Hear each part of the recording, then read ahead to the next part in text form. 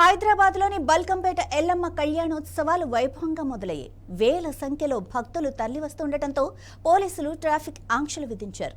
ఎల్లమ్మ దేవస్థానంలో బుధ, గురువారాల్లో కళ్యాణోత్సవం, రథోత్సవం జరుగుతున్నాయి. ఈ ఉత్సవాలకు ప్రజలు పెద్ద సంఖ్యలో హాజరవుతుండటంతో బల్కంపేట పరిసర ప్రాంతాల్లో ట్రాఫిక్ ను పోలీసులు మళ్లిస్తున్నారు. భక్తుల కోసం ఆర్ఎన్బి కార్యాలయం, GHMC grounds, Padmashri apartments, Fatehnagar under bridge, nature cure ఆసుపత్రి, సనత్ నగర్ జిహెచ్ఎంసీ ప్లే గ్రౌండ్లలో పార్కింగ్ ఏర్పాట్లు చేశారు. ఆర్టీసీ ఆధ్వర్యంలో హైదరాబాద్లోని వివిధ ప్రాంతాల నుండి 80 ప్రత్యేక బస్సులను నడుపుతున్నారు.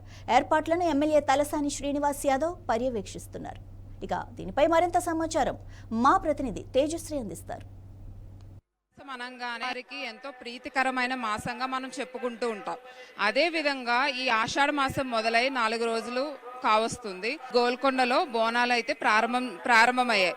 కానీ ఈ గోల్కొండ బోనాలు ఫస్ట్ ఏదైతే మంగళవారం వస్తుందో ఆ మంగళవారం రోజున ఇక్కడ ఎక్కడైతే బల్కంపేటలో మనమైతే ఉన్నాం, ఇప్పుడు రేణుక ఎల్లమ్మ వారి ఈరోజు కళ్యాణోత్సవం జరగబోతుంది. దీనికి సంబంధించి అయితే కనుక ఇక్కడ చాలా వరకు మనం చూస్తూ ఉన్నాము.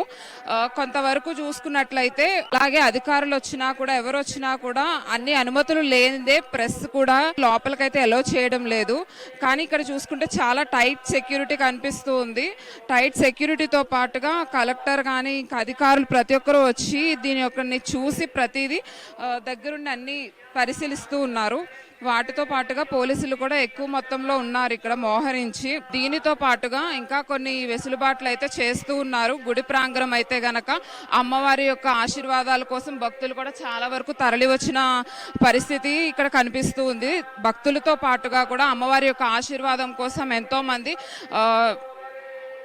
రాజకీయ నేతలే కాకుండా చాలా మంది పొలిటికల్ లీడర్స్ కూడా వస్తూ ఉన్నారు. వారిని ఇప్పుడు చూస్తూ ఉన్నాము.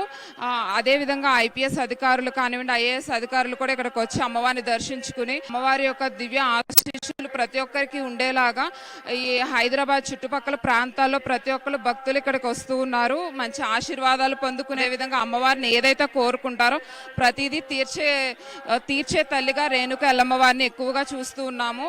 రేణుక ఎల్లమ్మ అమ్మవారి యొక్క నామంలో చాలా వరకు గొప్ప ఆశీర్వాదాలు అయితే జరిగాయని భక్తులు కూడా చెప్పుకొస్తూ ఉన్నారు.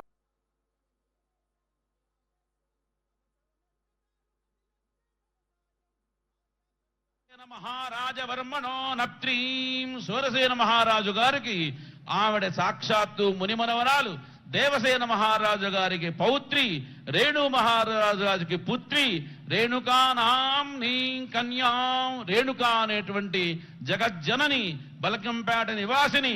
ఎంత గొప్పది! నమో కనకదుర్గా, నమో భరతమాత, నమో చంద్రరేఖ, నమో విశ్వరూపి, నమో దుష్టదూరి, నమో సకల లోకమాత, మహాలక్ష్మి మహాసరస్వతి స్వరూపిణి, బల్కంపేట వాసిని శ్రీ ఎల్లమ్మదేవి నమస్తే నమస్తే నమస్తే నమో నమః. అటువంటి బల్కంపేట స్వరూపిణి ఆ ఎల్లమ్మ వారికి ఇక్కడ కళ్యాణం జరగబోతూ ఉంది. జై బోల్ ఎల్లమ్మ మాతకి జై.